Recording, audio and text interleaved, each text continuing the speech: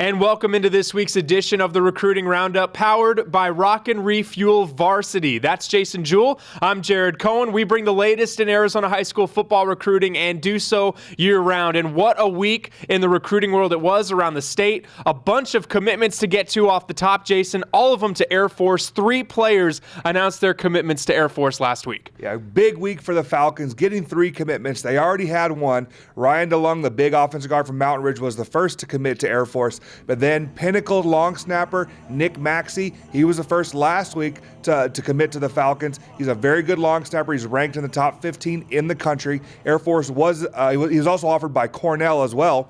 The next player to turn around and make a commitment was Chris Musselman, the linebacker out of Poston Butte. He's going to be Poston Butte's first ever Division I football player.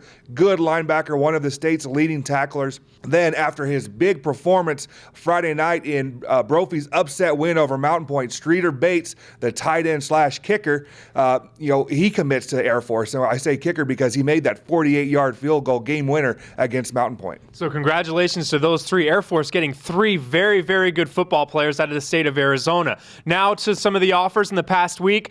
Christian Kirk brings in a lot of colleges that want to watch him play, which means other Saguaro players have the opportunity to get some looks as well. And USC, who was in last week, saw Caden Lyles and Byron Murphy and liked what they saw. Yeah, so USC's head coach Steve Sarkisian was at their game on Thursday against Williamsfield, as was the staff from Northern Arizona.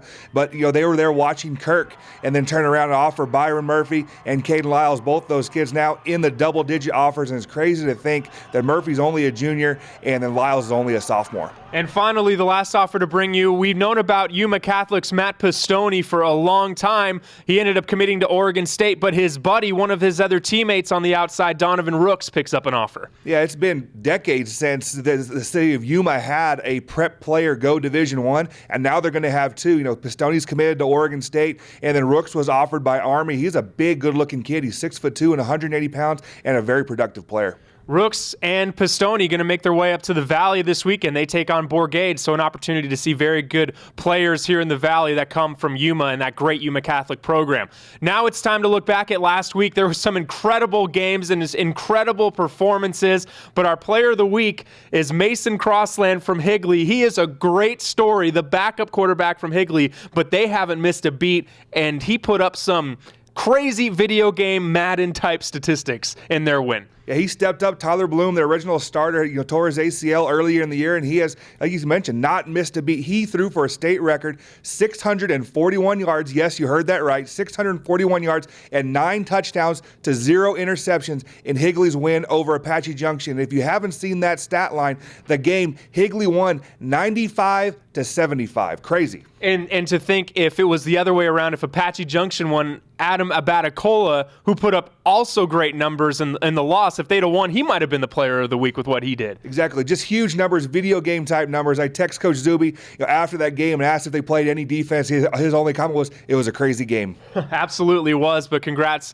to Mason Crossland. Higley continuing to do great things. Now it's time to look out for our breakout prospects. I'll go first, and this isn't exactly a breakout prospect, but a kid that I just can't figure out why he doesn't have any offers yet. Justin Jan, the wide receiver out of Chandler, and if you ask Coach Aguano, he's their number 1 receiver on the outside. He has made some great plays. I've seen them 3 times this season doing some play-by-play for them, and he's just a stud. 6'3", great size. He is a guy that makes diving catches, runs any route you can ask for him, has a great relationship with Bryce Perkins, yet no offers yet. So I can't figure out why that's the case. Maybe it'll change in the next few weeks. So until that happens, he's my breakout prospect for this week.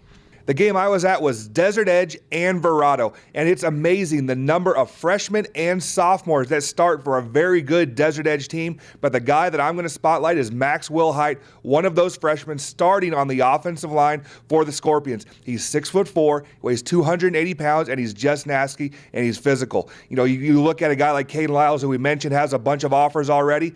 This could be the case for Wilhite a year from now. And it's interesting, and he's blocking for Roshan Johnson, one of those talented sophomores you're talking about. Desert Edge really on a roll right now over on the west side.